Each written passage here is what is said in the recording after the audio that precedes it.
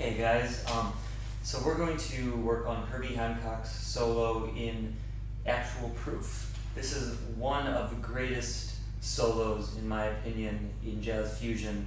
It was one of the things that helped lift the movement to even greater popularity with Herbie's Headhunters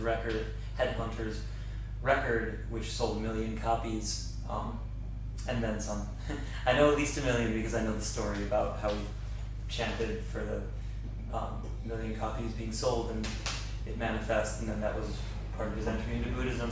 But anyway, we're going to go through this, and I'm going to try to use some of the insights that I've gained through my personal dialogues with Herbie, and some of the knowledge and wisdom that I have gleaned from those conversations, and apply them to this specific study of the solo. We're going to start from the beginning. I have not transcribed the whole thing, but I've started it. I'm going to kind of show you how I do it and walk you through the process. Obviously kind of sped up now because I've been working on it a little bit. So the way that I start is I pick the beginning of the solo, so I've already queued this up to the beginning of the solo here. And you hear he starts there. So the first thing to do is just get those first few notes, right? Alright, so I found that immediately. So usually you'd have to search around and find it.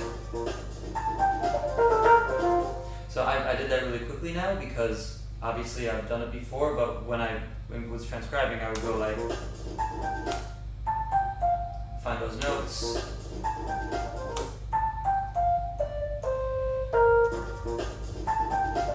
and then play along, and then get further and further very gradually.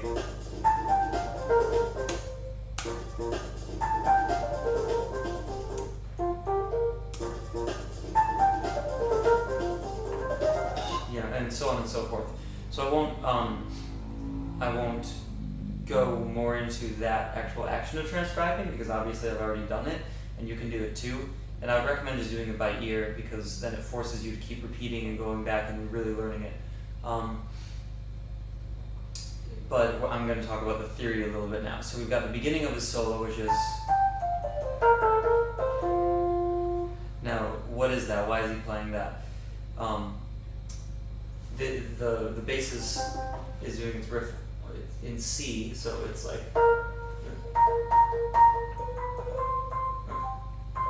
or something like that. But it's really, it's a riff based in C minor. That's the first chord, is a C minor.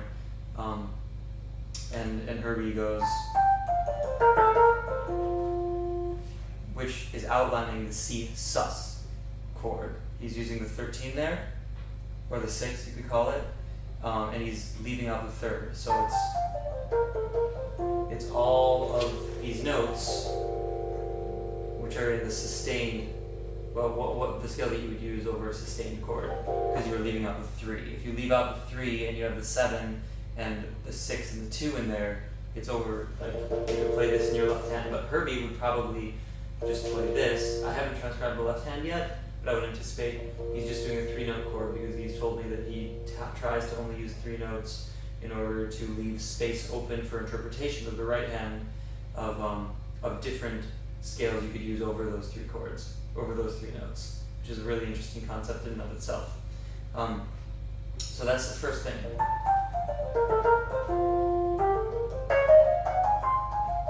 That second part, right? Whoops.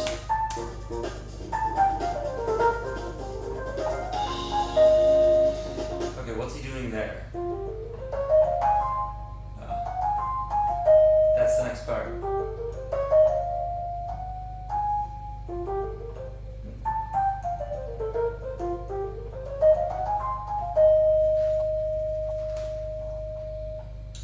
Okay, so it's a little ambiguous if you look at a fake book and they try to decide what chord this is, because Herbie moved this chord, the quality of this chord, around a lot during the solos. He uses different ones sometimes at different points, and in different repetitions of the head. So in this particular one, he's going using all of these notes, right? Now this is a very particular Herbieism where it's I mean, it's a little bit, it's actually sort of two things that are going on here. The first thing that he's doing, that is a specific scale that is over an A7, where he would pick the if this were an A7 chord and he wanted to make it an altered chord, he would pick the B flat and make it a B flat minor scale with the major 6 and 7. So that's essentially what this could be. I'm not saying that he was thinking this, because it's actually a largely intuitive process to create these harmonic landscapes. But this is what it turned out to be through that whatever subconscious like layers of processes that he was manifesting when he was creating the solo. So that's essentially B flat with the major 6 and 7, but the minor 3. And then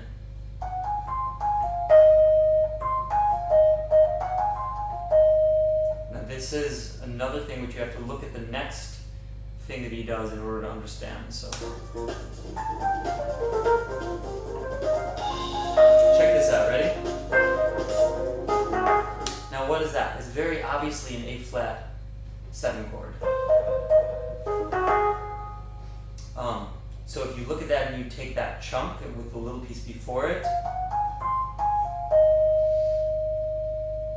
he's basically still outlining an A flat 7. So what we have here is we're going from a C sus to a B flat minor major 7 to an A flat.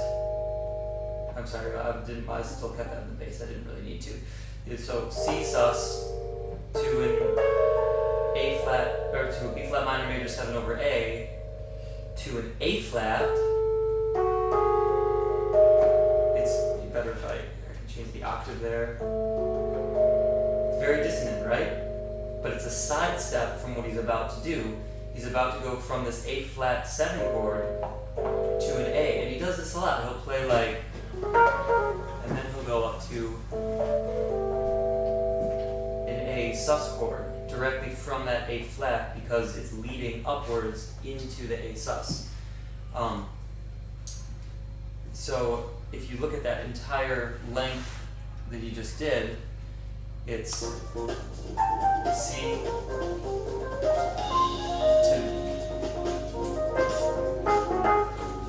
to B flat to A flat, and now that next thing that he does is that's just straight up A sus, which you can think of as a B minor over A to create the sustained sound. So he's weaving through half steps basically to his goal, which is the A.